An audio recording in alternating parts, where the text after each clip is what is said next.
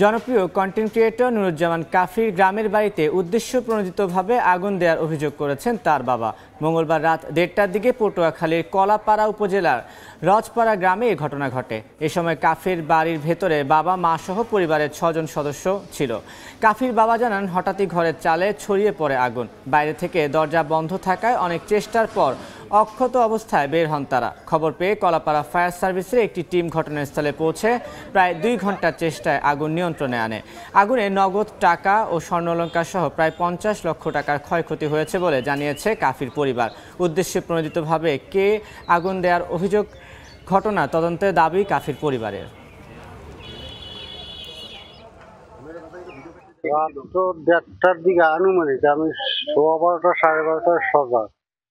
এরপর আমি সজাগ হয়ে গেছি, দেখি কেমন চালের উপরে আগুন, চালের উপরে পরিষ্কার হয়ে গেছে ঘর।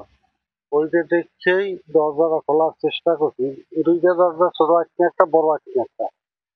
লাট এবং ওই খিল খুললে টানতেছি, দরজা আসে না, বান্দা। তদন্ত পূর্বক একটু চেষ্টা করলে ভালো হয় আমাদের পক্ষে, যে জিনিসটা কোথায় গুনে আসলো, কি হইলো। বাহির থেকে আটকানো ছিল দরজা, যার কারণে আমাদের এখন সন্দেহ হচ্ছে বা তাদের পরিবারেরও আসলে সন্দেহ হচ্ছে যে এটা আসলে পরিকল্পিত হতে পারে।